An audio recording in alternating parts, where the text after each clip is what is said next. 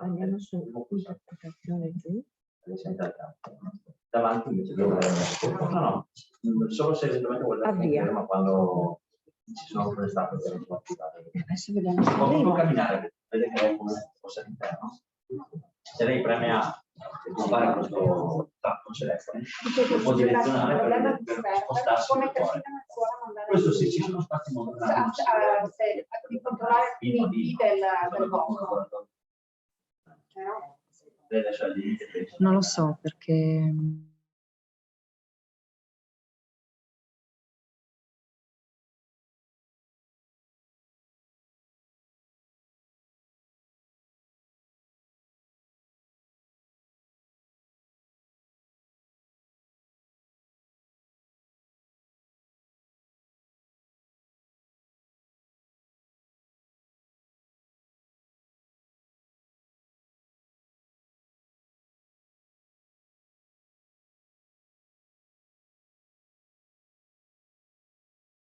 se ne avessi abbastanza di laboratorio si muove liberamente e può interagire, poi le tappe ricreate. io ti posso chiedere se puoi fare la consecutiva? No, vabbè, per alcune cose. Infatti ti ho chiesto di essere ammessa per sentire direttamente dal computer come sì, senza interrompere. Quando c'è segnale, qui al centro c'è un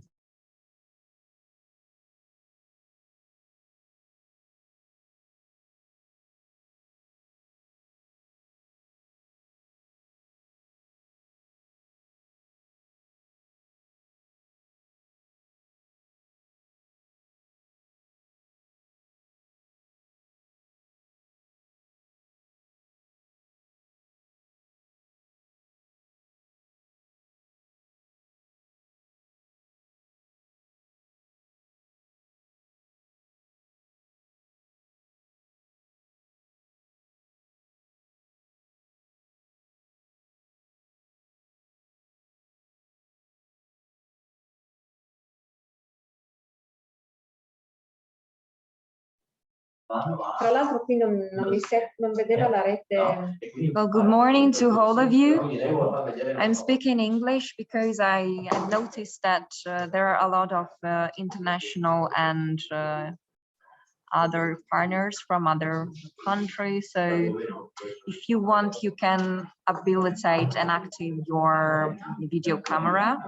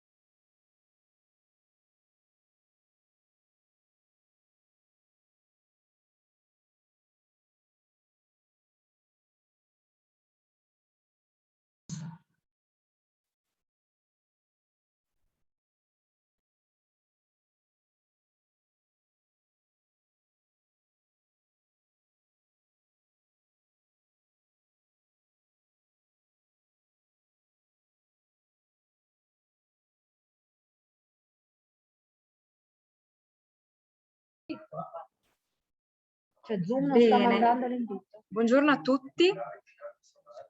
Sono Eva Canevarolo del Polo Tecnologico Alto Adriatico. Benvenuti al workshop Buone Prassi dai progetti europei e internazionali. Mi pare ci siano più o meno tutti i relatori di oggi. Mi scuso se abbiamo iniziato un po' in ritardo, ma ci sono stati dei problemini tecnici per quanto riguarda l'interpretariato e la traduzione. Faremo lo stesso con la traduzione consecutiva. Allora, io adesso vedo alcuni nomi che probabilmente saranno più sicuri se capiscono tutti in inglese. Allora, Dici tu quando vuoi che traduci? allora sì, quando faccio la presentazione. No, quindi non ancora. Non ancora.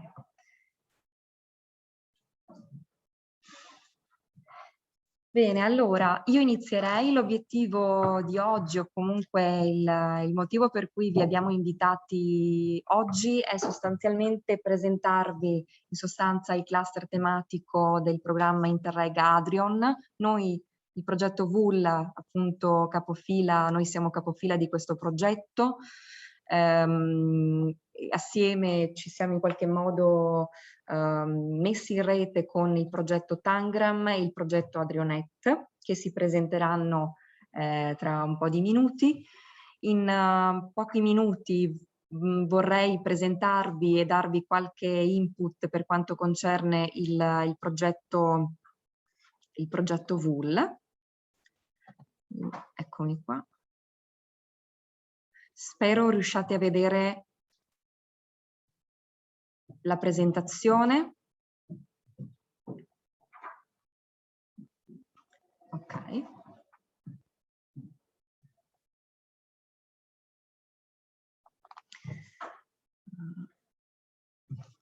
Ok, come dicevo appunto un minuto fa, i progetti, essendo parte dello stesso programma Interreg Adrion, sono in qualche modo, si sono messi in rete in un network unico denominato promozione delle destinazioni emergenti o remote, per appunto valorizzare il patrimonio culturale e creativo in questo senso e promuovere le destinazioni emergenti e remote che ogni progetto in un certo senso valorizza, anche se in qualche modo il settore e l'area di riferimento è diversa, si diversifica, ma in un certo senso si parla sempre di valorizzazione.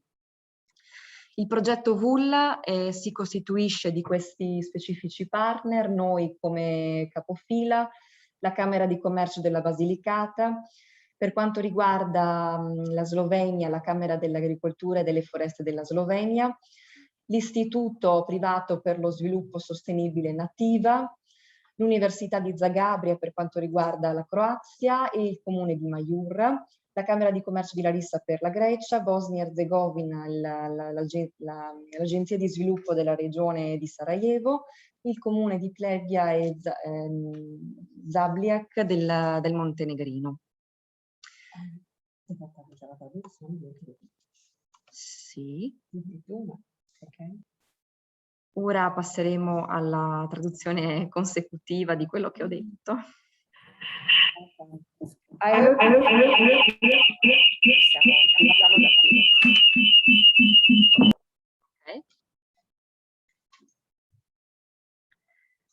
I hope you can hear me.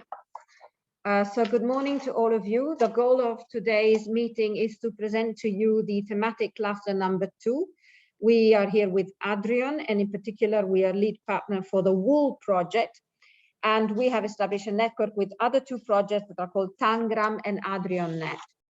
The WOOL project, as I was saying, belong with the Adrian thematic cluster.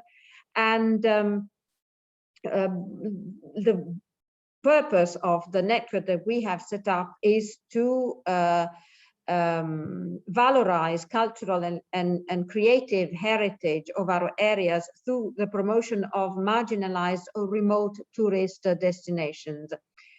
Of course, each project is going to valorize these remote destinations in different ways, in different modalities. Here in this slide, you see the 10 partners of WOOL. We are the lead partner, Polo Tecnologico. Then we have the Chamber of Commerce of the Basilicata region, the Agricultural Chamber in Slovenia, Nativa, which is an organization for sustainable development, University of Zagreb with the faculty, with the School of Economics, the municipality of Mayu, the Chamber of Commerce of Larissa in Greece, the Development Agency for the Sarajevo region in Bosnia-Herzegovina, and the municipality of Plevia and Zabljak in Montenegro.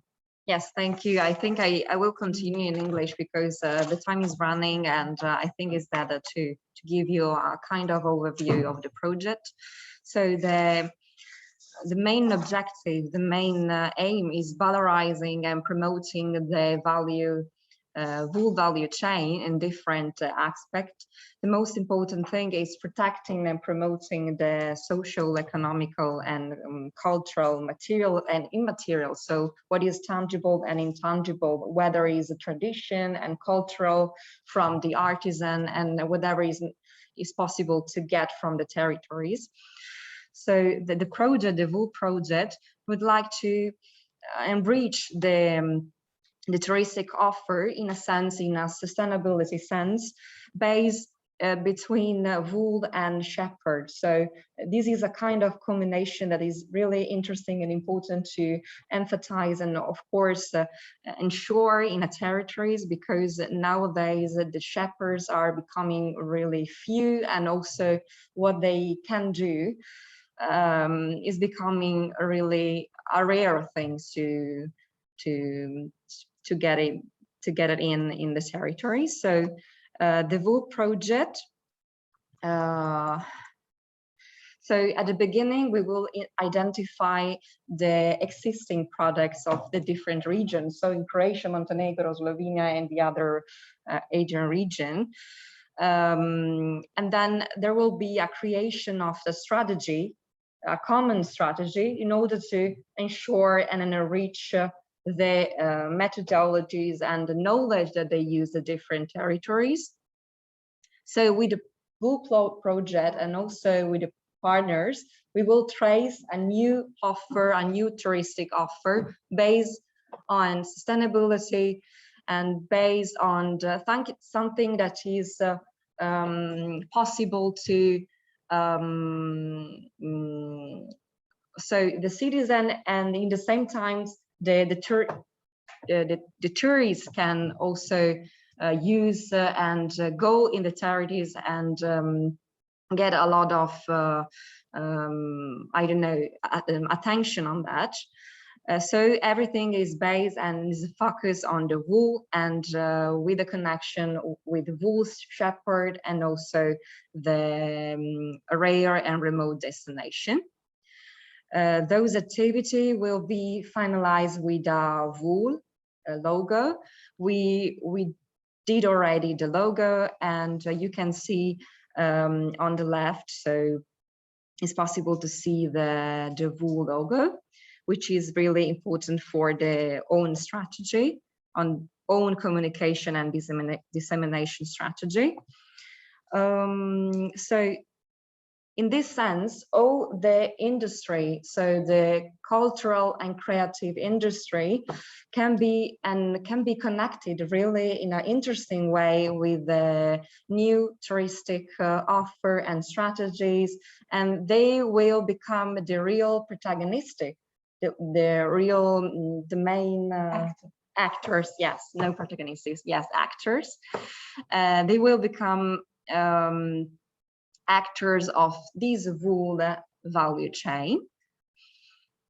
These are the three different technical actions. So starting from the identification of the characteristic of the different sheeps from the region, the identification of the methods of how they create the wool, how they process the wool. mapping all the shapers and processor, wool processor and wool artisans to facilitate dialogue between stakeholders. And on the other hand, there is the second technical activity, which is focused on the transfer of the knowledge transfer between artisan and artist, and new for getting more skills in this sense, for also creating a new network between these cultural heritage based on the wool, and the creation of connection with the market linkage connection. And the last but not least, the launching of this atelier. So what I anticipate previously, we would like to get a lot of context. I'm speaking about, I don't know, photos, videos, which is really important to emphasize or to get the attention on a specific territory, which is not very well known before. So we will create this atelier and creating, of course, the wool logo. And in the same time, I'm meeting all the other people that are entering in the Zoom.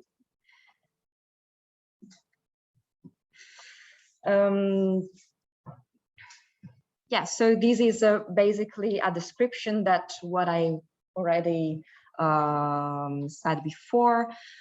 So these are our contacts, my contacts for email contacts, and also Diego, my colleague.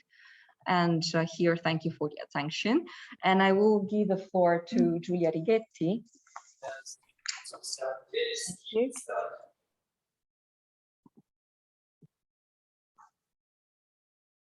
Okay, I interrupt here my sharing, and I will allow Giulia to.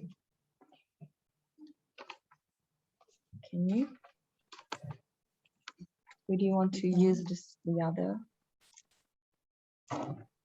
No. If I do it, what is that? No, no,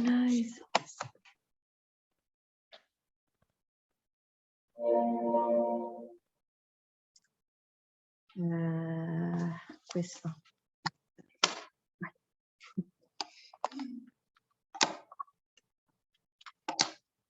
Non è un USB però.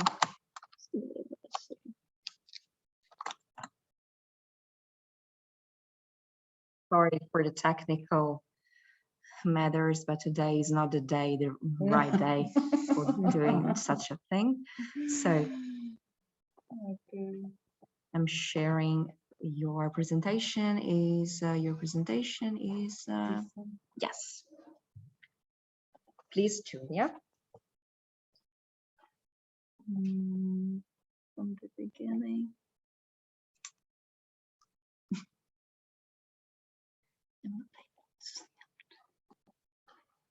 Okay. Yes. Okay. Good morning, everybody. I'm Giulia Righetti, and I'm representing the municipality of Monza, which is the lead partner of the Tangram project. We are here after the first meeting we had in person in Nova Gorica. We are here with the colleagues Michela Romano and the head of the service. And thank you to the opportunity to present our project and the cluster activities. And Tangram is a project focused on the transnational parks and gardens resources in Adriatic and Ionian tourist marketplace. So through this project, we would like just to foster and to enhance the sustainability of parks of their partner countries. Here is a picture of the Villa Reale of Monza, which is the lead partner and which will be the focus on one of the main project activities. And so the main goal is to build and promote Adrian brand name in tourism by promoting the sustainable valorization and integration into the tourism offer, the parks and hidden resources. Indeed, we are within this cluster, which is a promotion of small destinations. So to promote this small destination, and within Tangram, mainly the parks will be the focus of our project.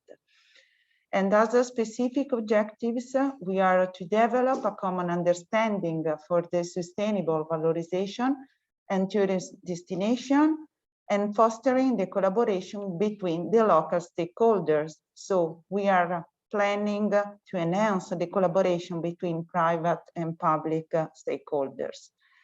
And of course, to enhance the tourist product of the Adrian target area through parks sustainable promotion. So these are the main numbers. So the project started in 2020, and as I told you, this was the first time we meet because it's quite hard to work always via Zoom. So it was a big pleasure to have the opportunity to meet the partners and to be here in Pordenone. Here is the total budget. The project partner are 10, the pilot actions planned are 9, and the involved countries are 4 EU countries and 3 IPA countries. These are the partners. As you can see, is a mix of different kind of partners. So we are from business centers to University of Flora in Albania, to development agencies like that one in Greece, the development agency of Ivia, the regional development agency of Northern Primorska Nova Gorica, and Delta Twinina, which is a local action group. So we are a mix of in order to enhance the impact of the project. And this is the main project structure. So starting from a market research and the building on Tangram transnational network, we will go through the benchmarking report and then to local governance lab, which are a set of meetings focused on the involvement of local stakeholders through the European awareness scenario workshops. And then we have the pilot actions. So the phase 1 that is finalized this month is based on market research, competition analysis, and common indicators definitions. And we had a very interesting result that you can see all in our project website. And then we will add the benchmarking strategy, that is the main result of the market research and the data analysis related to tourism destinations. So we had a very interesting result that I suggest you to go through from this document. And then we are going to the phase 2 of our project, which are the local governance lab. So the meetings are planned on the way of a participative tool in order to develop the local action plans. The local action plans will be based on different actions identified by public and private stakeholders attending these workshops. And then we will have also the transnational action plan and then the action. So out of the local action plan, pilot actions will be identified in each country. And all these activities are going through an horizontal activities within focus on communication, because there is also the definition of the Tangram roadmap, the conferences. We had the first conference in July, and we are planning to do the second in February. And then the social activities and so on. So these are the key outputs, and you can follow us in the Facebook page, and this is our web page. And that's just to give you an overview of the pilot actions. The lead partner is planning to do a virtual tour of the garden area and Delta 2000, the requalification of the Cervia Pinewood area, Nova Gorica, the didactic tools installed in the Panovec forest in Croatia, a digital media mix for the Murter Island and educational tools, while in the niche area in Serbia, they will develop guidelines and info points located in the National Park Fruška Gora, and then in Banja Luka, there will be develop a viewpoint. In Greece, an info point and mobile app, and also in Slovenia, an info point. So all these pilot action will be the result of the work done with the local stakeholders. So thank you. These are our contacts if you want to have other information. Thank you very much, Giulia. I'd like to give the floor to Maura Mingozzi from the AdriaNet project. Okay.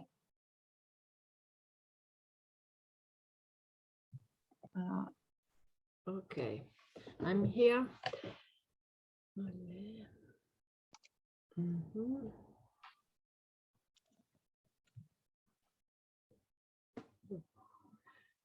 Ha disabilitato condivisione. Posso condividere lo schermo?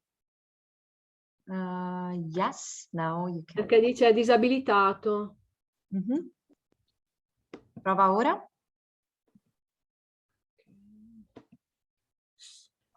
Okay, vai. If you feel more comfortable in Italian, you can speak in Italian, and then there will be the translation after. I prepare myself with Italian, but I try in English, and if people didn't understand me, don't understand me, I speak in Italian. So okay, perfect. Okay, so good morning. I'm the coordinator of the project AdriaNet. I work for Emilia-Romagna region. My name is Maura Mingozzi. And this project is about a network of authentic village. In particular, our sorry, try to metto in modalità.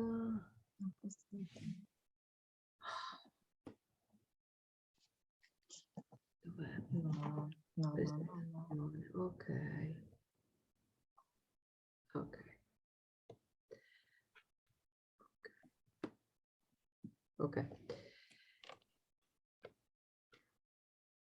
Okay. Ah, che bello. Okay. In particular, the object of our project is to create a transnational network of authentic villages lived and animated by hospitality communities capable of enhancing a model of sustainable settlement.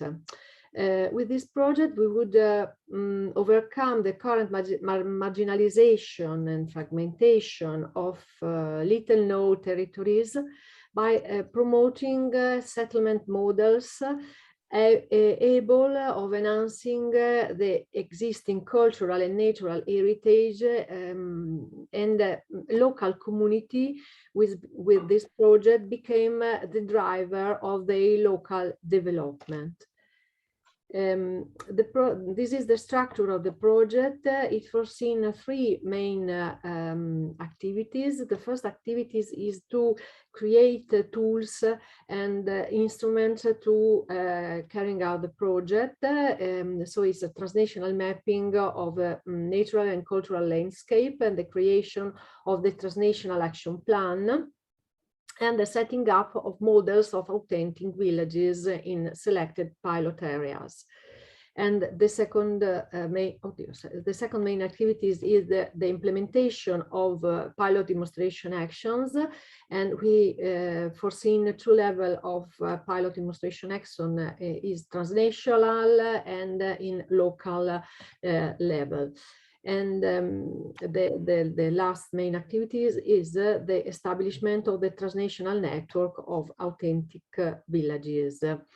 Here is the partnership. The project involves 7 countries, And the common thread of the project and the main feature of closing the places to be involved in the network was the existence of an aquatic resources to be exploited, such as river, such as lake and lagoon. Even if other main relevant elements characterize some place. The project partnership is composed by 2 Italian partners and the Slovenian partners from Prassi, from Greece, from Bosnia, Albania, and Serbia. And at the state of the art at the moment, during the last year, partners identify the pilot area inside their territories, and we developed a territorial analysis mapping a cultural, environment, and natural asset of the areas, and then we choose the territorial mediators, and that mediator as that mediator will operate on territories with stakeholder. Then we carrying out a specific training for mediator, and that mediator started to work in every areas with administrator, with stakeholder, during many meetings that we did and that we are doing to spread the project and to collect all the information that we need to draft the action plan. Every partner made his own action plan, and then we developed a transnational action plan with with all the contribute of all partnership. The pilot areas chosen are very similar. They are little village and small and medium sized municipalities of up 5,000 inhabitants. They are located in landscape of great importance in environment level, with river, lake, mountain, and rural areas.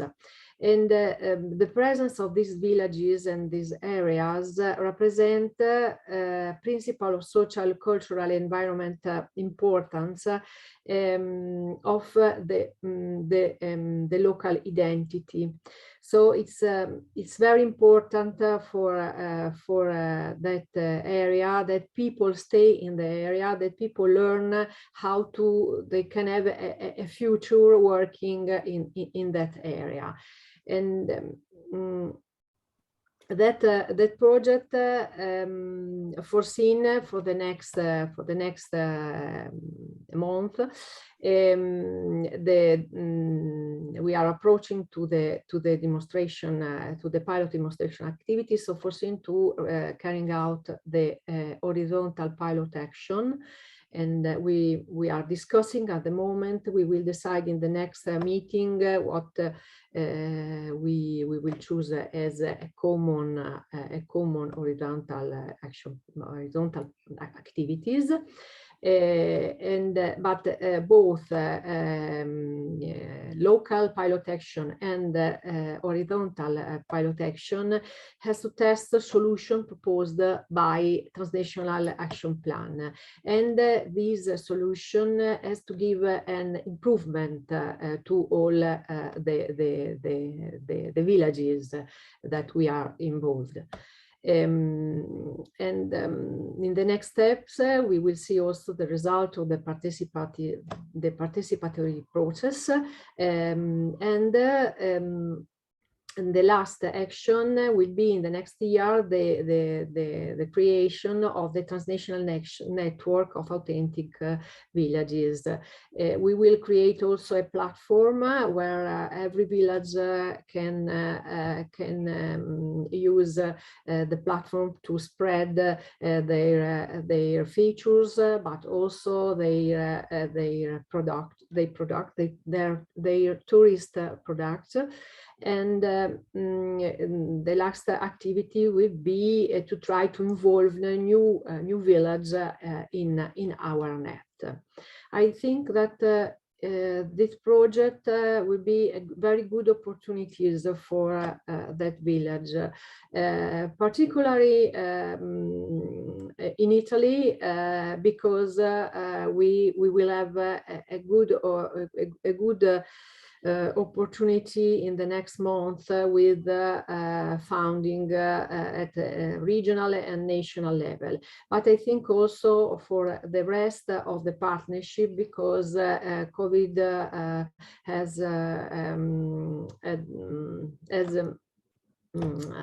arrived also in the rest of the partnership, as this project can give to all of us a very good opportunity for the future. This is my contact. If you would like some information, you can write me or you can ask me. It will be a pleasure to answer you. Thank you. Thank you very much, Mrs. Mingozzi, for presenting your project. And we basically presented 3 different conditions of promotion and valorization of remote destination, in a sense, in the mountains where there is the shepherds, on the other hand in the parks and gardens, and also with the AdriaNet project with the authentic villages. I would like to give the floor to Mr. Carney, Josh, who will present the Ship from the Future project from the American University of Beirut. Thank you for being here, and please, the floor is yours. Thank you, Eva. I'm attempting to share here, although the Zoom is telling me that I don't have the option to share for video clips. So I am planning to share a clip. We'll see how that works. I'm not sure. It's not an option in the way that you've got Zoom set up. So we'll do the best we can. Thank you. My name is Josh Carney. I'm from the American University of Beirut. I'm working on a project called The Sheep from the Future. This is a project that's looking at the transhumance, the seasonal migration of sheep and goats, and the shepherds who take them as a strategy for the future in the face of a few challenges that are facing the country of Lebanon, and in some cases more broadly the Mediterranean region. The original impetus for this project was the rise of climate drift and the challenges that this would impose in terms of the kinds of dairy and meat production that take place in Lebanon, because Lebanon imports a lot of its dairy and meat, or at least prior to the recent financial and current financial crisis here, it was doing so. So the initial impetus for the project was to see whether shepherd and goat transhumance could be a strategy for more local production of meat and primarily dairy products. But as the project progressed, especially starting in 2020 and definitely in 2021, Lebanon has suffered a complete economic collapse where the currency has been devalued by more than 90%. Entire networks have disappeared. And so we're also looking at the way that shepherds may be able to maintain some of their livelihood in the face of economic collapse by having something like a flock of sheep or a flock of goats, rather than money, which has devalued so greatly in the country in the past year. And the other aspect that we're looking at in this project is the environmental impact of the grazing, in the Jourde area of Lebanon, which is where the summer transhumance takes place. And we've been interested to see how the vegetation compares in the grazed areas versus the biodiversity reserves, bioreserves up in those similar areas. What I'll talk to you about today is an ethnographic investigation that took place in the Jourde, Lebanon, and where we've been examining the practices that take place with shepherding, the challenges that those shepherds face, and the economies in which they're involved in the last 2 years, which has been the scope of this project. The research team is composed of Dr. Sylvain Perdigon, an anthropologist here at American University of Beirut. He's the principal investigator, the person who created this project, and he's primarily in charge of the ethnographic research. Myself, I'm in the media studies department or program here at AUB. I'm a co-principal investigator, and my primary responsibility is the production of a documentary film. And Aya Jamaluddin, our research associate, who's working on ethnography, on translation, and on the film. She's composed between, she's a research associate and assistant to both Dr. Perdigon and myself. I'll speak to you today primarily about the documentary. This is conceived of as a transmedia production, meaning on the one hand, we're producing a documentary film that is designed to be shared in festivals. We imagine it may reach the art house scene, will be used for educational purposes, and eventually may find some kind of online distribution once it's moved through these other chains of distribution. And at the same time, a web portal. And the web portal is a transmedia product in itself. It's imagined to have video, photograph, text, audio, and analysis of the research that extends well beyond what we're able to share in the limits of a feature-length documentary, which will range somewhere between 60 and 90 minutes. So the web portal is a place that will last in time beyond the limited display of the documentary, and will extend beyond the limits of the documentary in terms of the scope of what it's able to show about the project. The equipment that we've been using includes a single camera and a stabilizer, a drone, and a GoPro, which you could see in that first image of the GoPro on the sheep. We have referred to this as YouTube, EWE tube, in the sense that we're getting a use-eye view of what happens with that camera equipment. In addition to that, we have a host of sound equipment that we're using for this production. And what we're focusing on is the practices of shepherding, the challenges of the shepherding, and the changes that have taken place over the last 30 years, but especially in the last 5 years for these shepherds, as they're facing climate change, changing uses of land, and economic collapse in Lebanon.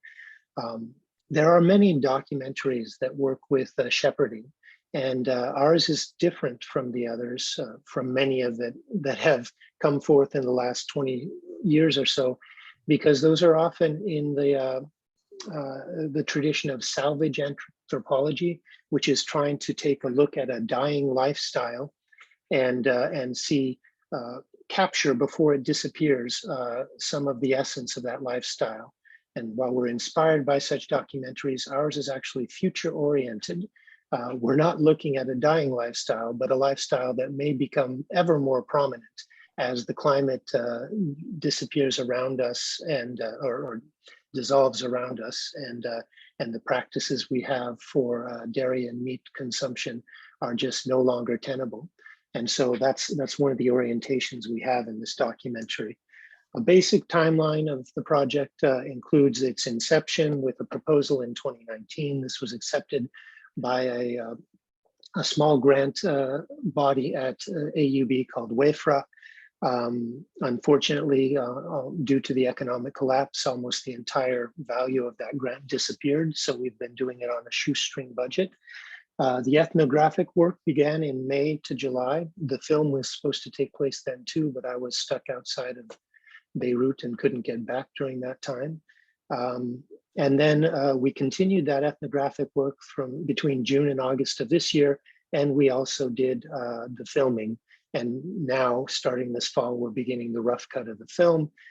We aim to finish our rough cut next year and apply for funding to do color grading and final editing of the film. And then in 2023, we hope to complete the film, hit the festival circuit, and distribute the film beyond. So that's a sense of what we're doing in the broadest scope.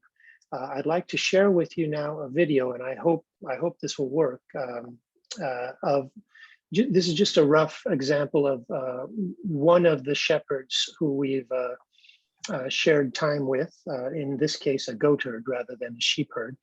And his approach, his kind of mindset about the work that he does. This is rough, it hasn't been color graded or edited carefully yet, but it should give you a sense of the work that we're doing.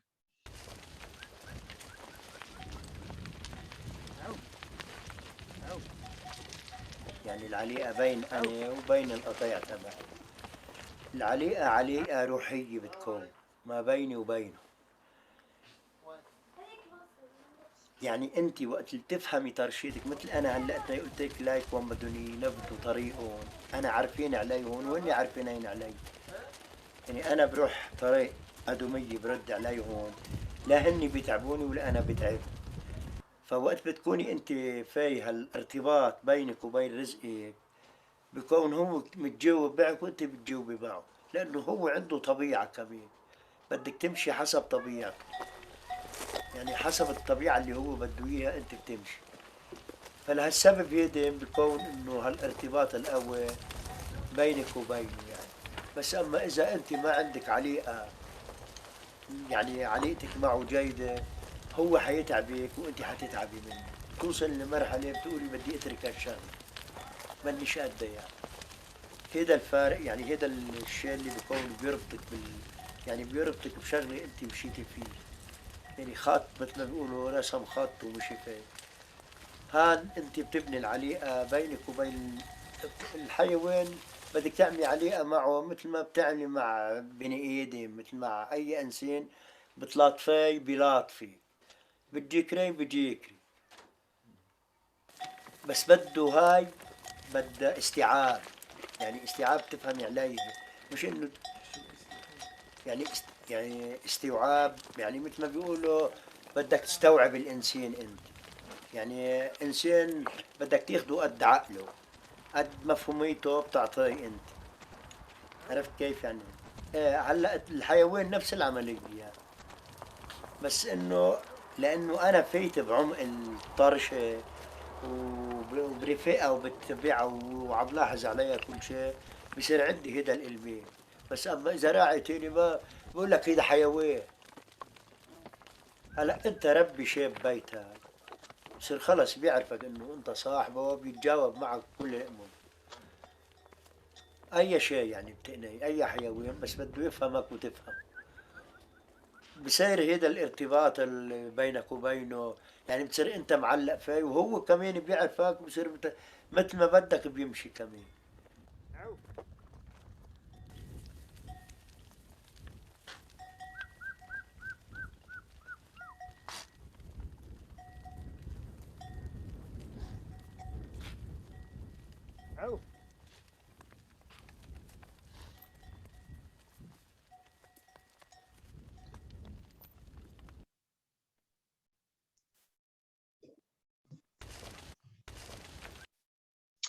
So that's a brief introduction to our project. If you'd like to know more about it, you can look at social media accounts for either Instagram or Twitter, which I've shared here, future.sheep or future_sheep.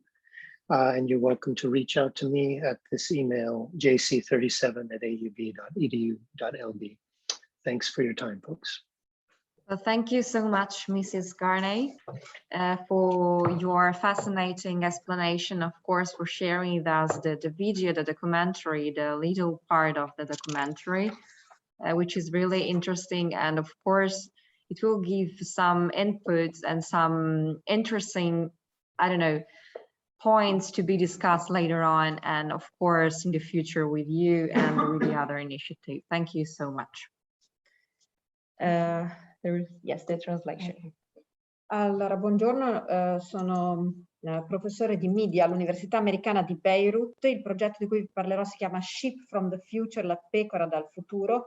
È un progetto con il quale abbiamo voluto studiare la transumanza degli ovini e dei caprini, quindi la migrazione stagionale di capre e pecore come strategia per il futuro, soprattutto di fronte alle sfide che il Libano si trova a dover affrontare, ma secondo noi non sarà solo il Libano, ma anche l'intera area del Mediterraneo che ben presto si troverà ad affrontare queste sfide. In particolare per il Libano la sfida è stata l'approvvigionamento di prodotti lattiero-caseari e di carne, che prima della grave crisi economica che ha colpito questo paese venivano tradizionalmente importati. Ora dopo la crisi in realtà mancano questi alimenti. Quello che noi vogliamo studiare è vedere se la pastorizia possa avere un impatto innanzitutto su quella che è la produzione locale di carne e prodotti lattiero-caseari per soddisfare il bisogno nazionale. Tuttavia nell'anno 20 e 21 il Libano, come ho detto, ha affrontato un vero e proprio collasso economico, il 90% delle reti di approvvigionamento sono scomparse.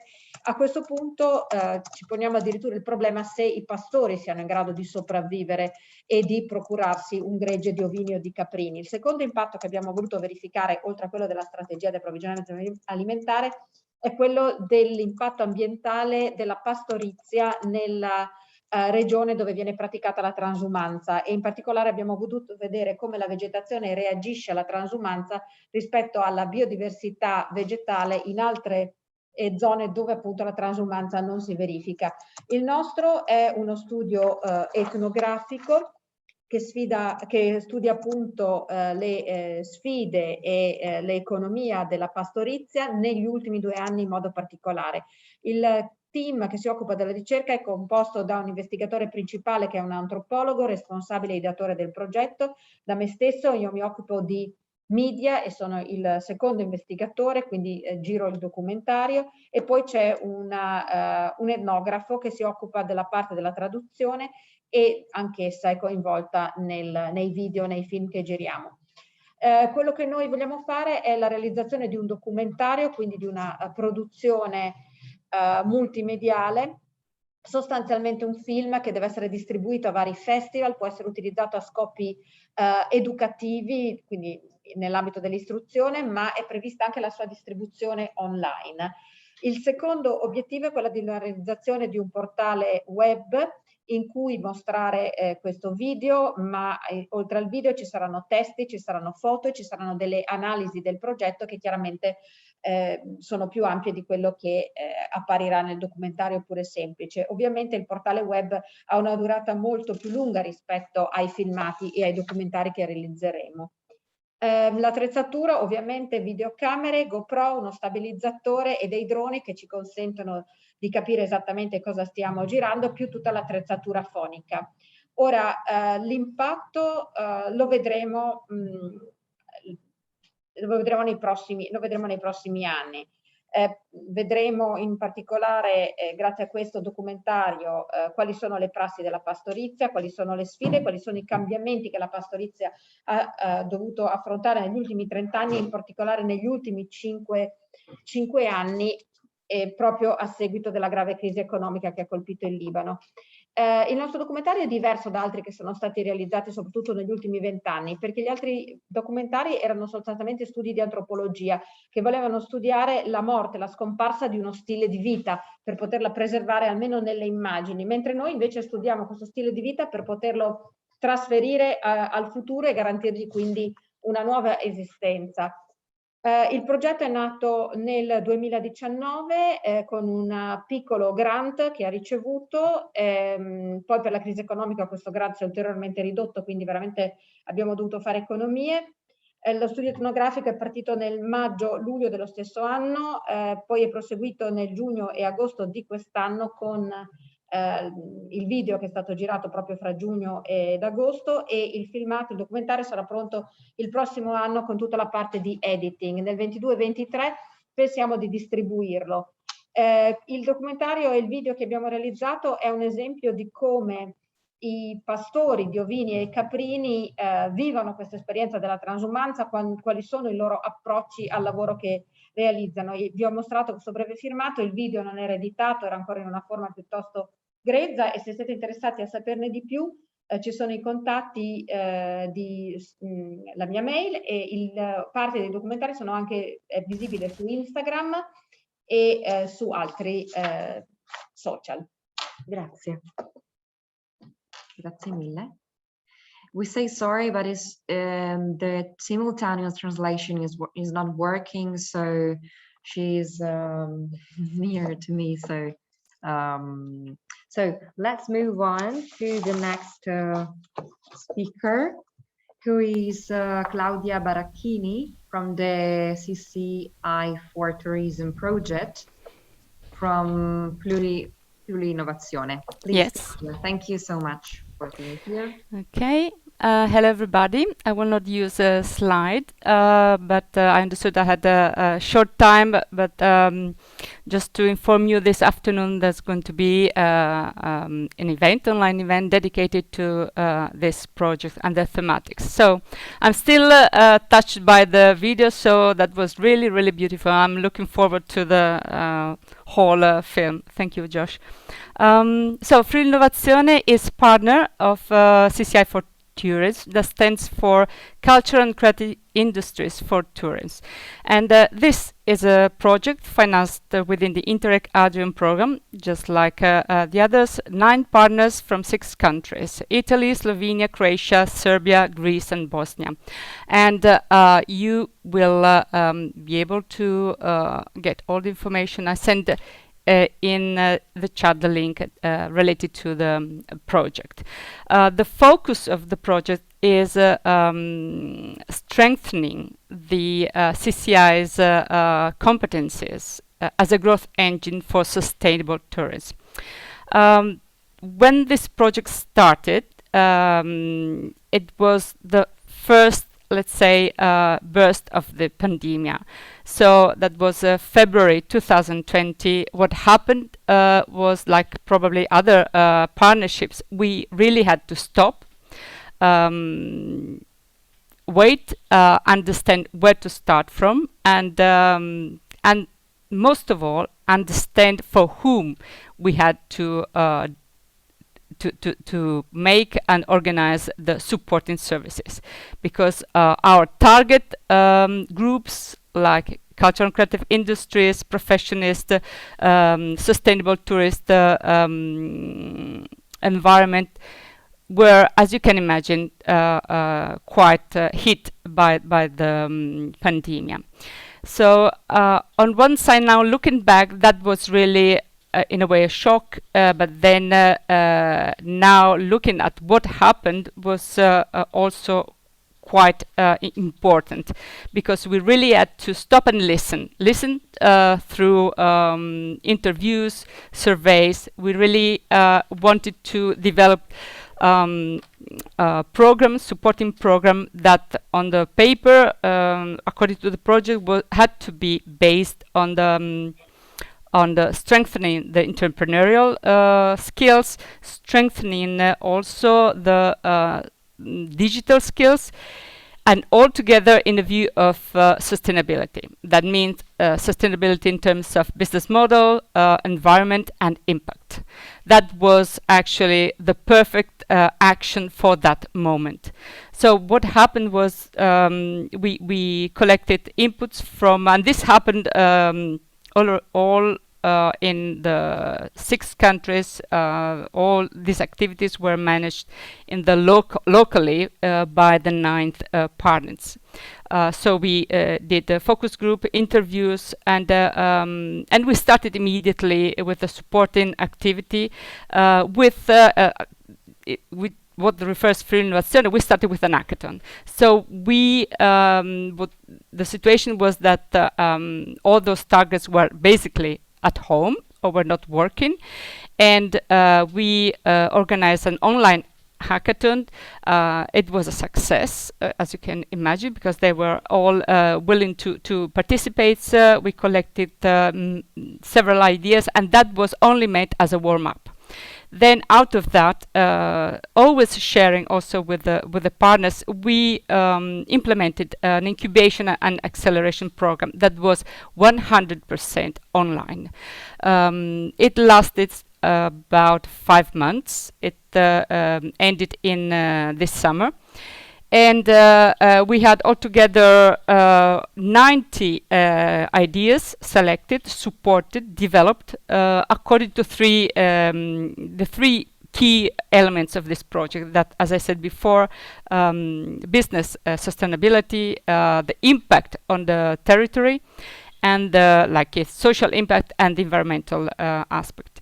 Now, since we are speaking about strengthening the CCIs for sustainable tourism sector, we are going on, but this time the situation has changed, and all those projects that were further developed or developed in the first phase now are ready, and they already started to test their business model to adjust their activities. And so altogether, the timing was quite good. This afternoon, as I said before, we decided to organize, it's an event, online event in English, and I will send also in the chat the links if you would like to participate.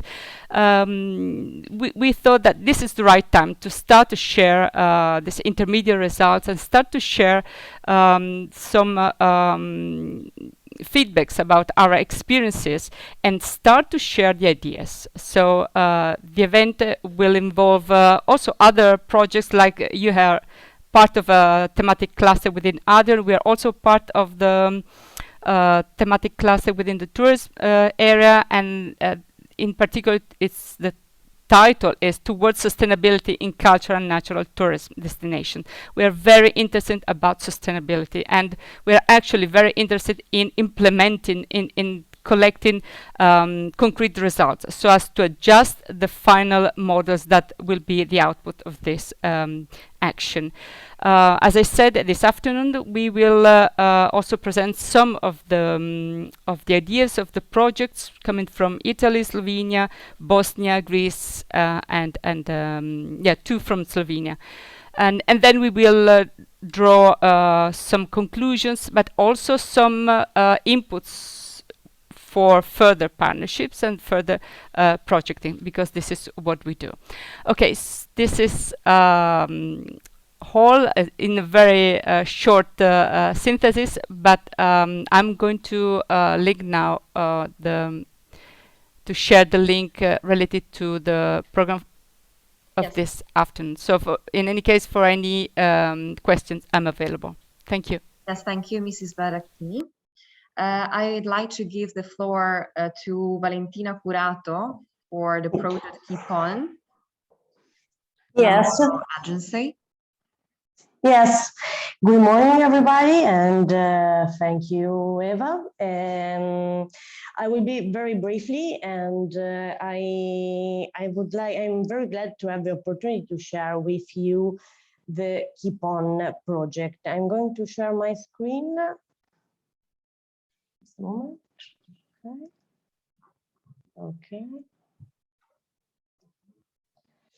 Okay, so my name is Valentina Curato, and I represent the local development agency Langhe Monferrato Roero, based in Piemonte region. I would like to share with you the Keep On project, that is an Interreg Europe program funded project in which we are partner. Keep On as start in 2080, and it is programming to finish in 2023. And the framework of the project and the implementation of the project start from a very significant reflection that sustaining the effect of the investment remain one of the most burning problem in the management of the cultural heritage. and many cultural institutions have difficulties to cover even the basic maintenance cost. So keep on the main aim of the project is to try to improve the public policies in the cultural heritage sector in terms of delivering a high quality project as well, but allows result to remain sustainable with reasonable public funding and have also a long-lasting impact on regional development. So that can become a trigger of local development. The Keep On project is made up by 2 phases. The phase 1 is consisted in interregional learning process. And actually, we have just finished this phase 1. And this interregional learning process is meaning as a continuous exchange of experience and best practice among the partners of the consortium. And you can see on this slide which are the partner of our project. The lead partner is in order the Institute of Economic Development of Orense province, and then there is a Polish partner, the Marshall Office or Svitolski region, sorry for the pronunciation. And we have also a Greek partner, the municipality of Pagaio, and a partner from Netherlands, the Hertogenbosch municipality, a Portuguese partner, the ADRAT, Development Association of Alto Tamega region, and we are, Lamoro, as I said before, and we have also a scientific partner that is the Institute for Development and International Relations from Croatia.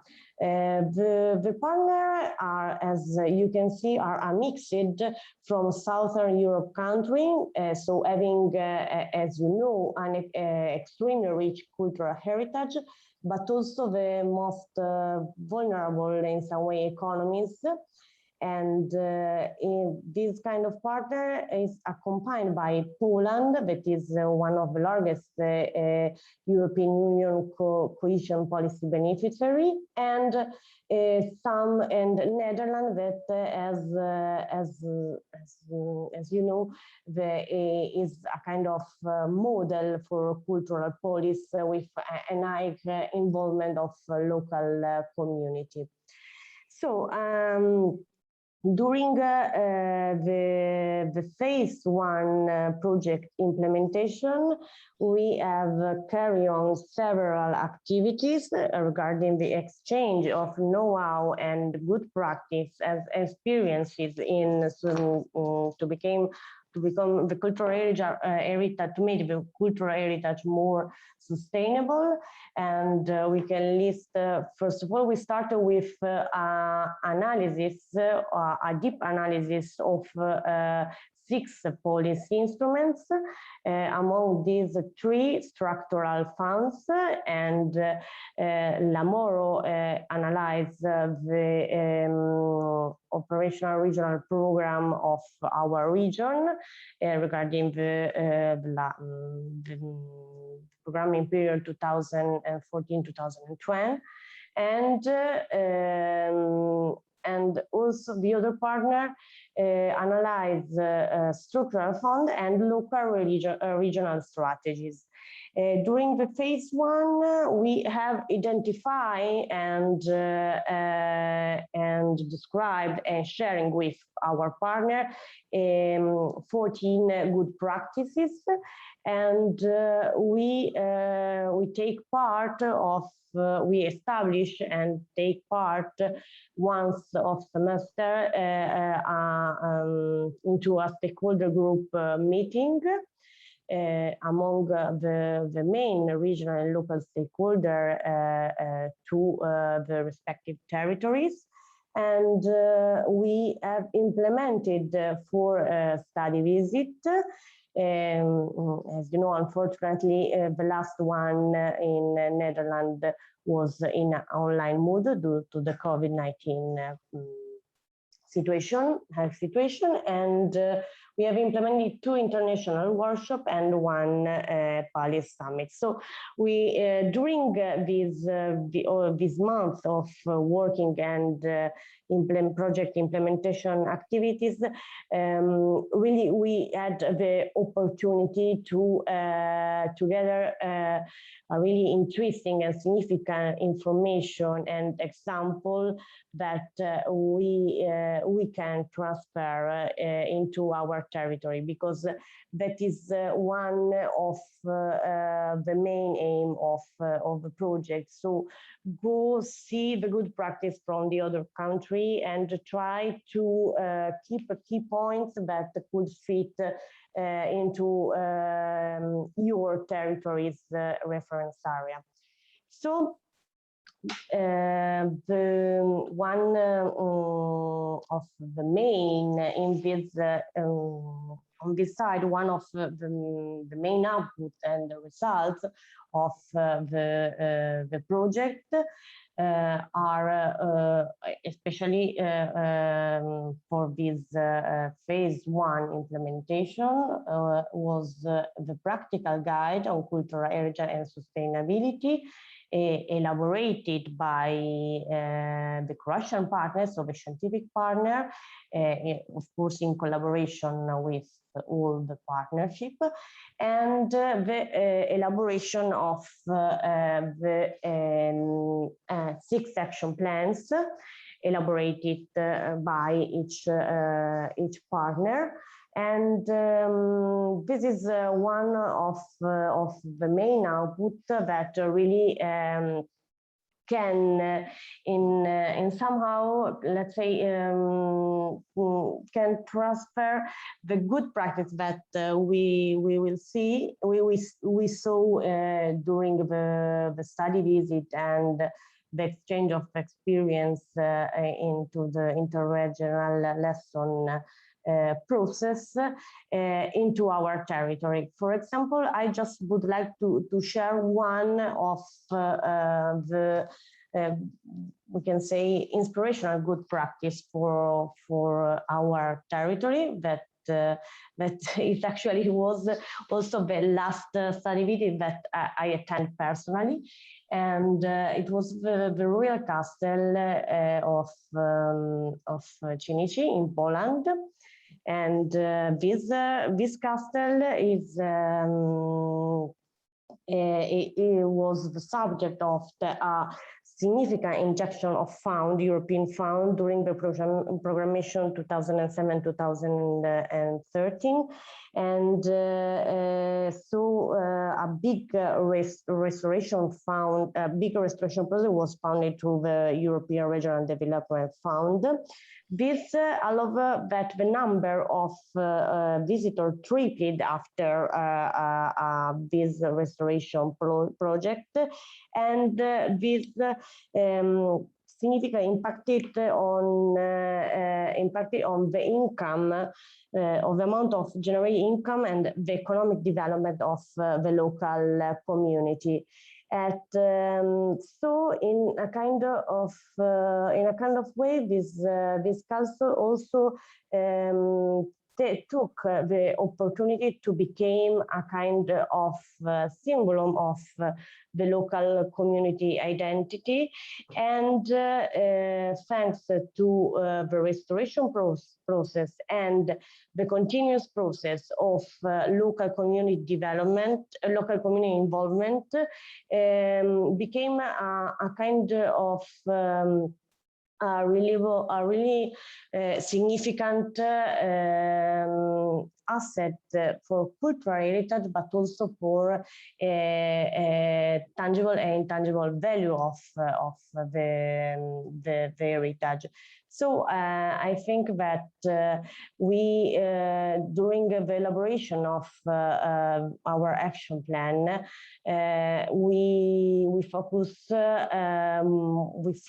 on this concept to reinforce, to implement projects that can reinforce and strengthen the intangible value of the heritage by conserving and revitalizing recognize the related built heritage. So in this case, the castle, but in our case, for example, could be museum or something as little heritage of little village. And we are so we can, in this way, we can create really a local community involvement that, of course, can improve the sustainability of the maintenance of the cultural heritage asset, but also to create really a trigger and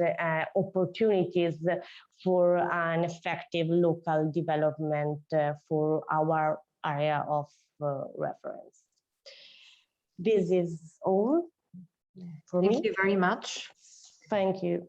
So this is the moment for Mrs. Mengotti, who is going to present the project Chimera in Sake from the Friuli Venezia Giulia region. Please, thank you. Good morning, everyone. I'm Elena Mengotti, and I'm in charge of legal, financial, and European affairs at the Department of Culture of Friuli Venezia Giulia Autonomous Region. I will share my screen for a quick presentation.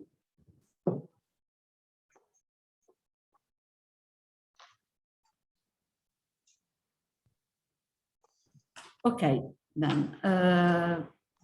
Friuli Venezia Giulia Autonomous Region, since 2013, has been developing a specific Just strategy. a second, Mrs. Vengotti, sorry Yes. for interrupting you, but can please Mrs. Curato, yes, thank you. Yeah, sorry.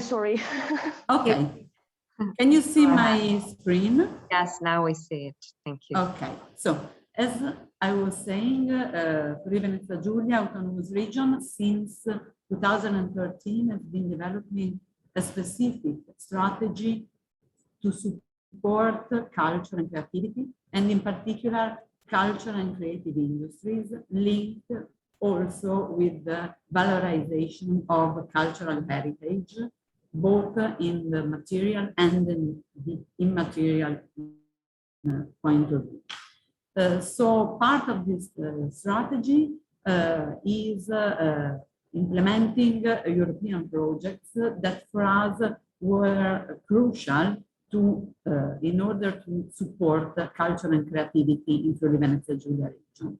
One of them is Chimera project, funded by Interreg Med program, that aimed at improving innovation capacities of our partners in the project involved, and each of them developed, following common, of course, strategies and documents, the culture and creativity in their areas.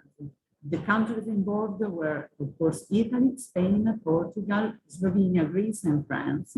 And in our region, the budget was around 366,000 euros for a duration of 36 months.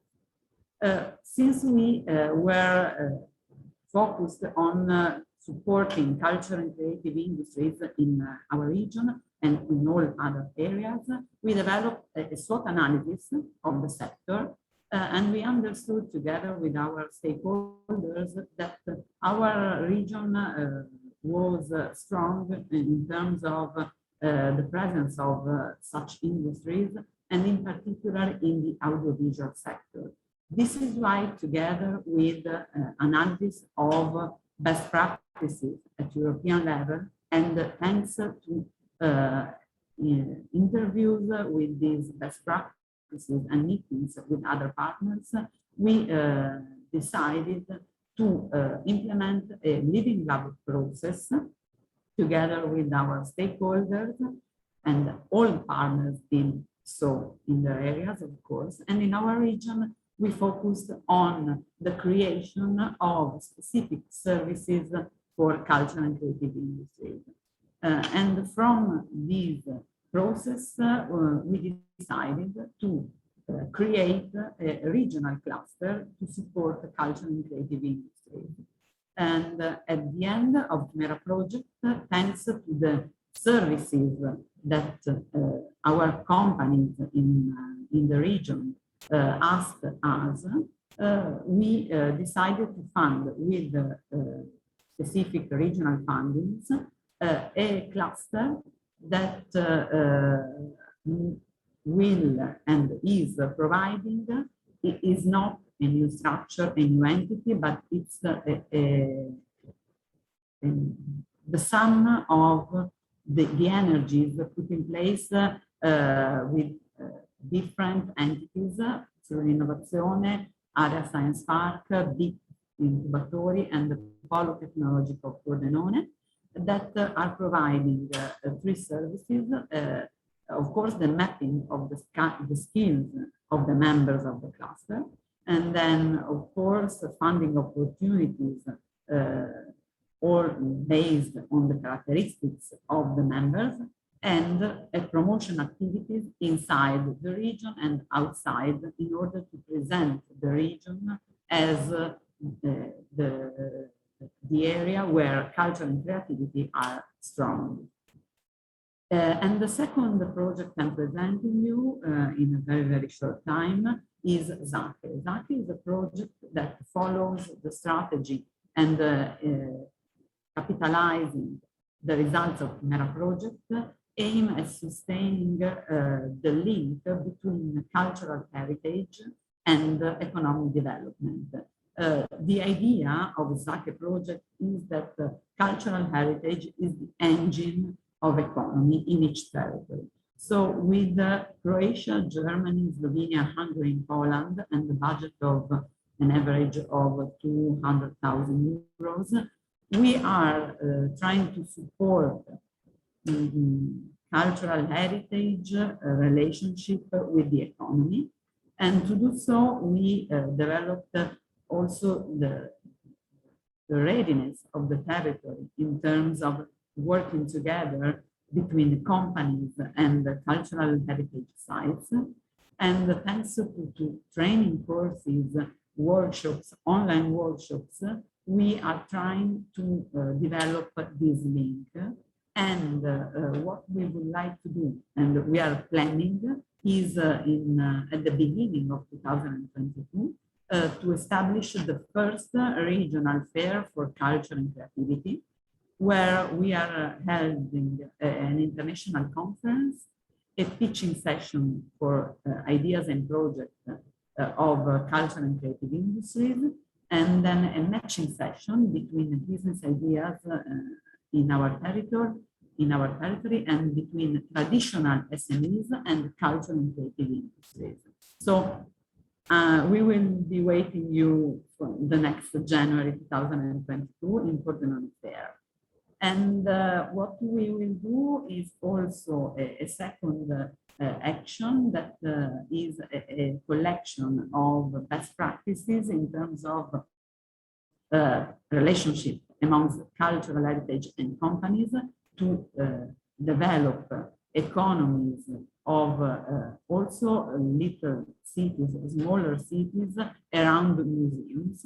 And we are organizing through a specific selection procedure a showcase of different best practices.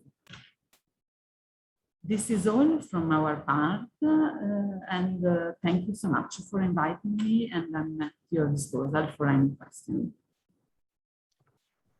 Well, thank you, Mrs. Mengotti, for exchanging this information with all of us. Of course, there will be some information and materials to work on in the focus group. I would like to give the floor to Mrs. Hierro from Area Science Park, who will present the DIVA project. I'm gonna share my screen. Can you see it? No, wait. Can you see it now? Yes, we can. Wait. Trying to start the presentation.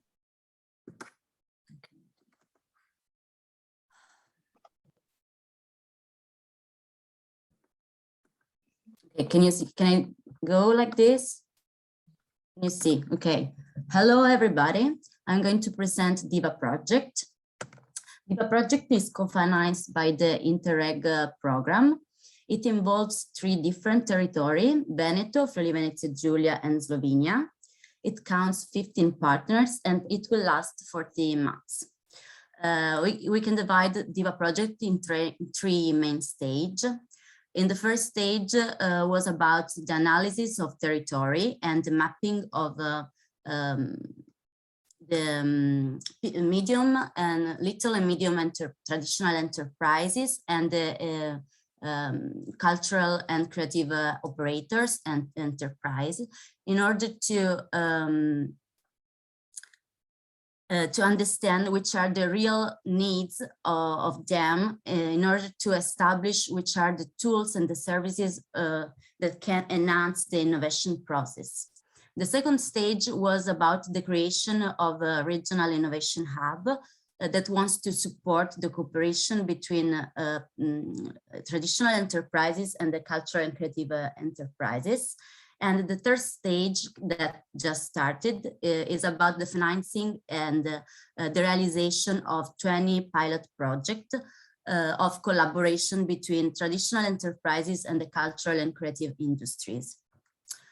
The main goal of the DIVA project is to improve and promote methodologies that can facilitate and encourage the collaboration and the cross-fertilization among little and medium enterprises and the CCIs in order to generate the opportunities to innovate. The specific objects are to support the competitiveness of the traditional enterprises in order to improve their capacity to innovate. And we're talking about product, service, and process innovation. And we want also to support the CCIs, enhance them to adopt a more market and business approach. Like I said, we established 3 different apps, one for each territory. And the apps wants to be a center of support for the creativity activities and innovation activities to support the pilot project. We established also a hub in Friuli Venezia Giulia. Our hub, it's a virtual space made from a network of professionals that wants to support the first stage of the development of the business idea and enhance the matchmaking between the subject, the traditional enterprise, and the CCIs in order to enhance the development of their pilot project. As like FFG apps, we want to provide different services. Among them, there are the coaching and managerial assistance that wants to help the development of their ideas. We will support the exchange and the hybridization of competencies, knowledge, and experience. And we will provide also teaching coach. FFG Hub wants to give a set of methodologies that in order to make emerge innovative solution and connection between the subject. Like I said, we published a call for financing. The total budget of the call was 900,000 euros, 45,000 euros for each pilot project. We published the call in May, and in July 2021, we selected 20 pilot projects among the 3 different territories. So right now they are in the first stage, in the initial phase of their work, and they will last 8-10 months. So they will end in June 2022. The goal of each pilot project is to develop product, services, and innovative process together. I mean, among one CCI, and one traditional enterprise. So the result of this path, we will have the result in June. This was my brief presentation of DIVA project. Thank you very much. Thank you very much, Mrs. Iero. So, well, we handed basically the presentation of all the speakers and all the representative of each project.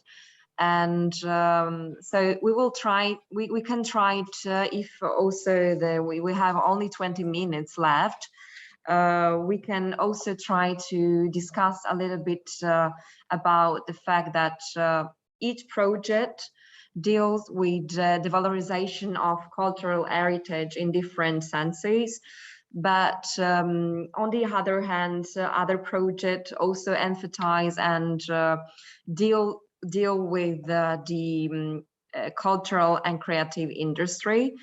And I think also just one really interesting thing to be discussed is how can we put in correlation and in correspondence these two different worlds, so the remote destination with the cultural and creative industry, because in my opinion, and also maybe in the thematic cluster overview and point of view,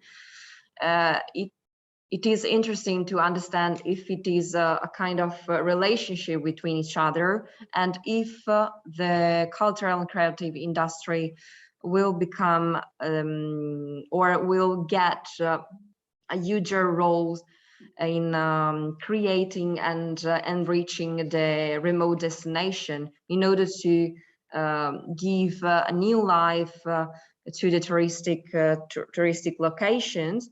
And I'd like to listen to you, and I'd like to open up the discussion on that. If you have any comments or suggestion on that, if you want to say something regarding a specific project.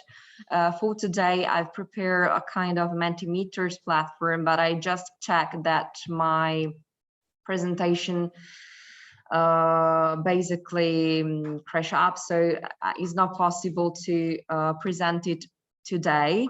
But I'd like basically to put on the discussion three main questions, and then we can discuss about them, and if you want, we can exchange some inputs and information between each other.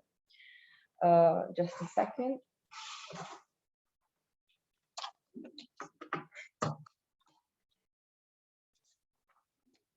I'm sorry for that, but this digital like is because we have some people in presence and in person, and we have some people that are attending online, and it's not so easy because you know, it could be easily managed if everything will be in person, but it's not possible for, you know, some thing that you already know. So the first question that I would like to put on your attention and under discussion is how the remote destination can be connected with the sustainable tourism. Do you think that this kind of correlation is in a minimum stage or in a high, or is it really important to put some correlation between each other? Also, understanding and thinking about the future programming phases and what the European Union are asking us to do, because there are, all of you knows that there are macro categories to focus on. And also the purpose of today's meeting is basically to try to highlight some common similarities between initiatives and projects of today, and to try to identify project idea, initial project and common ideas. So, Mrs. Vengotti, would you like to say something on that? Yes. Because Yes. I've noticed that with your presentation, you put a lot of emphasis on the cultural and creative industry and the importance of valorizing that sector. So we would like to understand as thematic cluster, so Buone, Adrianet and Tangram all together, how to discuss about these tasks. What do you think? Starting from your first question, and I hope I can answer it with my experience and maybe with some highlights on new programming period, I can sense that remote destinations and also touristic attractions in remote places are now at the center of discussion in terms of touristic valorization. And the link with CCI is quite strong. I'm talking about our region, of course, where we are developing different kind of projects to exploit the touristic, of course, strand of smaller and more, let's say, less valorized destinations. And I'm talking about, for instance, places in our some villages in the mountains of Friuli Venezia Giulia, or some villages in places near the countryside. What is the key from my experience, and could be the key, is the role of ethnographic museums. Ethnographic museums tell the story of their population, of their traditions, and of course, strongly linked with tradition is economic activities that are traditional in that place. And ethnographic museums in our region are quite important for their link with companies. And now we are valorizing them with specific thematic touristic routes. I can give you two examples.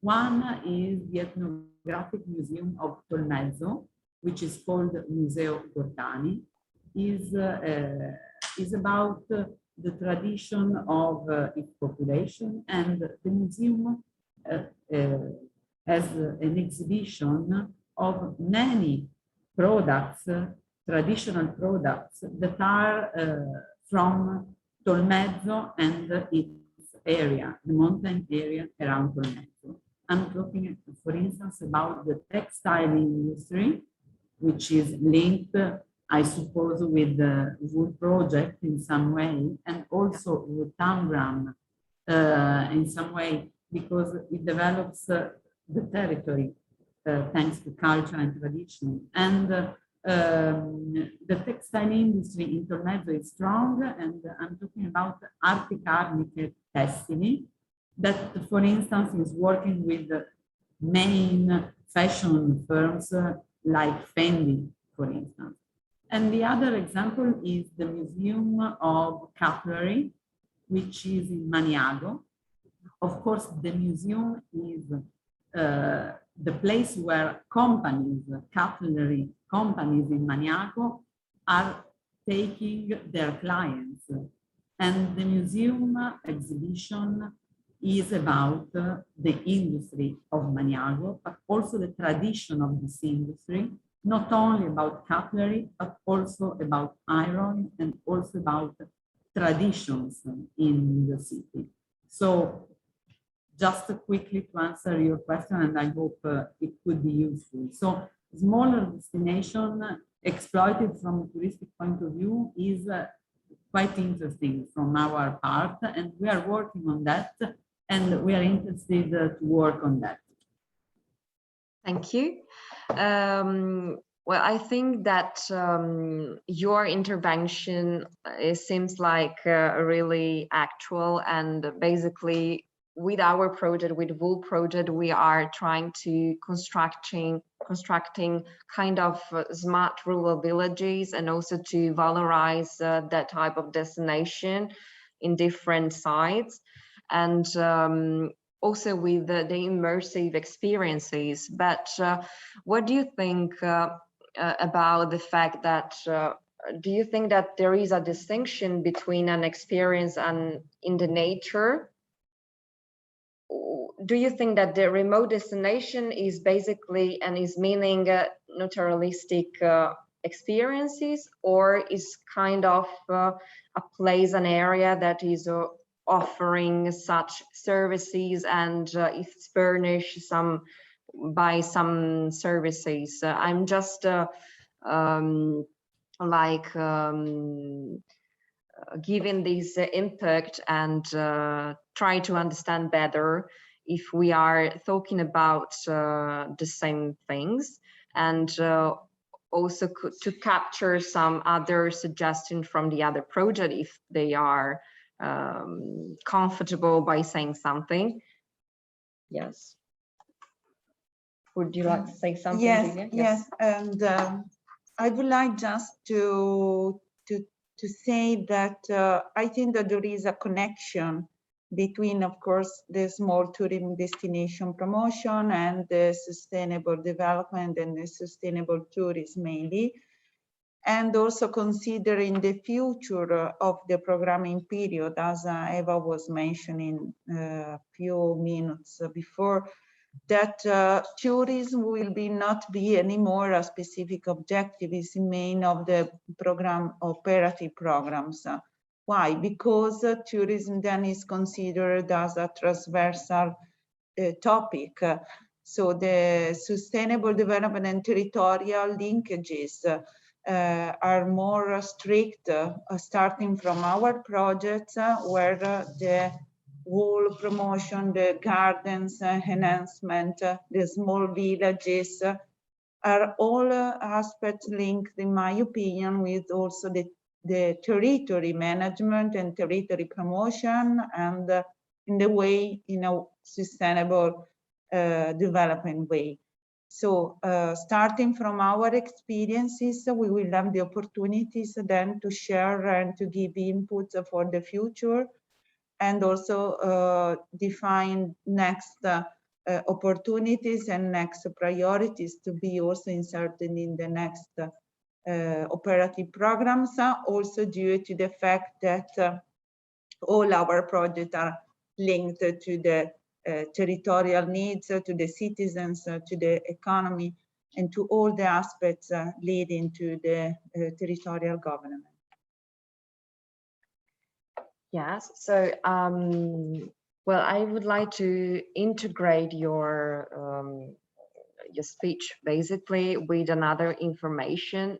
If we look only to the tourism, we think about the tourist. But if we think about the citizenship, we think about, of course, the citizens. But if we want to promote and valorize a territory, we have to think about both categories and both customers. In a sense, they are not customers, but they, for valorizing a territory, we have to think about previously at the people, and then how to valorize the area for the touristic and for tourists. This is my personal overview, but I'm just thinking that also with our project, we are enriching the training and also valorizing the craftsmanship works and creation. So everything will help, of course, to understand why the territories are depopulating and are becoming really few lived. And this is another suggestion that can be also interesting to put it into account and to take it in consideration, of course.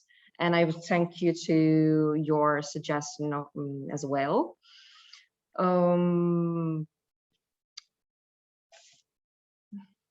Yes, Mrs. Carney, do you, based on your experience, do you have some suggestion or something that you think could be interesting to add on this discussion? Because we are also thinking about to making a documentary to collect it specific information from other areas and other territories to also valorize and to give new life in this sense. Thanks, Eva. The scope of what we're doing isn't particularly focused on tourism, but I can share some anecdotes about that. One of the competing uses of this land, which is somehow a public land, but it's the grazing rights to it are some of them go back to the Ottoman period, and there's a lot of complexity about who gets to use the land, when, and how. And one of the competing projects for this land is the use of let's say, establishment and growth of biosphere reserves, and the idea that these reserves could be a place for a kind of ecotourism. And so there is some tension between the shepherding and the ecotourist purposes of the land, because as you could even see in the video that I shared, the goats will eat pretty much anything, which means if you set up a biosphere reserve, the goats may want to eat much of what's being grown there. In Lebanon, they're particularly interested in the repopulation of the Lebanese cedar, an endemic tree that has a great deal of history in Lebanon and throughout the world. And those cedar trees need to be many years old before they would be safe from the foraging of goats and even sheep to some degree. So there can be tensions between these areas. I think one thing a documentary can do is discuss these openly and get a sense of how those tensions exist and how they might be ameliorated as well. In terms of how a documentary could be used for marketing purposes, I think it's certainly a ripe territory. It depends on the focus. Ours is, what we're working on here is not very marketing oriented, but I think that you can certainly valorize cultural practices in a number of ways, and documentary is a great medium for doing that. Because whether you're focusing on characters or practices or some combination of the two, you're allowing people to relate to the subject in a visual and audio that is.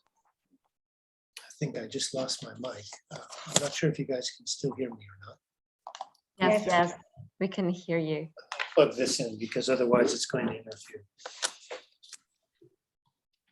So of course, it's also in our intention to look at the cultural topic rather than only the market, because if we think about a specific territory, a specific area, we cannot look at only how the market can be connected with the territory and how the market is, I don't know, is asking us to do, because we have to construct territories that are sustainable and resilient for themselves.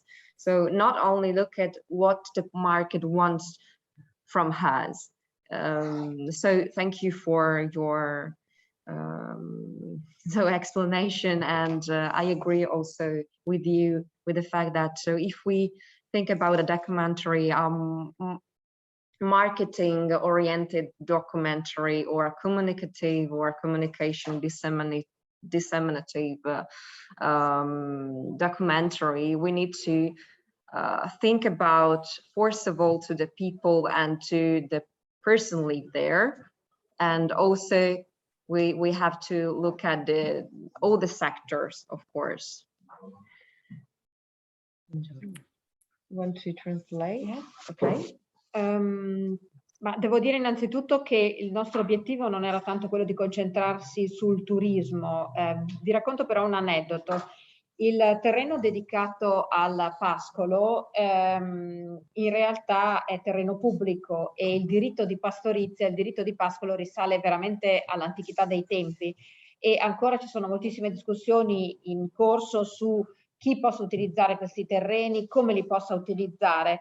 E un uso concorrenziale rispetto al terreno come pascolo è stato di recente discusso dal governo libanese, che vorrebbe destinare queste zone utilizzate per la transumanza come riserve verdi per ecoturismo. E a questo punto si è venuta a creare una certa tensione fra l'utilizzo del terreno per la pastorizia e l'utilizzo del terreno come aree di ecoturismo, anche perché, come avete visto nel filmato precedente, le capre mangiano praticamente tutto quello che cresce su quei terreni. Uno degli obiettivi del governo libanese è quello di tutelare il cedro del Libano, questo albero famosissimo in tutto il mondo, che è simbolo del nostro, simbolo di questo paese, solo che piantumare le aree con il cedro del Libano vorrebbe anche dire proteggerle per moltissimi anni, perché le capre riuscirebbero ad alimentarsi delle giovani piantule per moltissimo tempo, quindi sarebbe uno sforzo gigantesco. Il documentario ovviamente è stato utile anche per discutere di queste problematiche in modo molto aperto, per mettere in luce queste tensioni fra i diversi usi del terreno, e anche è stato utilizzato per alleviare un pochettino queste tensioni che si sono venute a creare. Io credo nell'utilità del documentario come strumento di marketing. Ovviamente questo non è stato il nostro focus nel realizzare il documentario, tuttavia credo che le prassi culturali, le tradizioni di una regione possano effettivamente essere valorizzate tramite questi documentari. Grazie.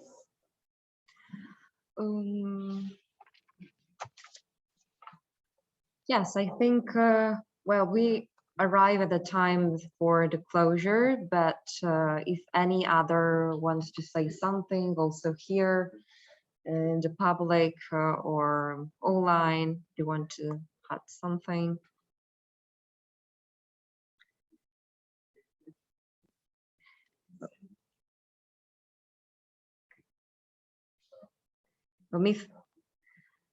I think we may finish here, and I thank you very much, all of you, for being here and to present your project. We exchange a lot of information today, so is of course a treasure at the end to have such suggestion and inputs from you. Thank you, and well, have a nice day. I hope to see you again in another or in person, hopefully, or yes, online. Thank you so much. Thank you all. Bye. It was a pleasure. Bye. Thank you. Bye bye. Bye. Okay. No, this is... Okay. Abbiamo avuto un po' difficile oggi perché ci sono stati troppi inconvenienti tecnici. Ho scritto a Zoom, hanno controllato la mail, non è bounce back, quindi non era un problema di invio della mail. Sì, non è un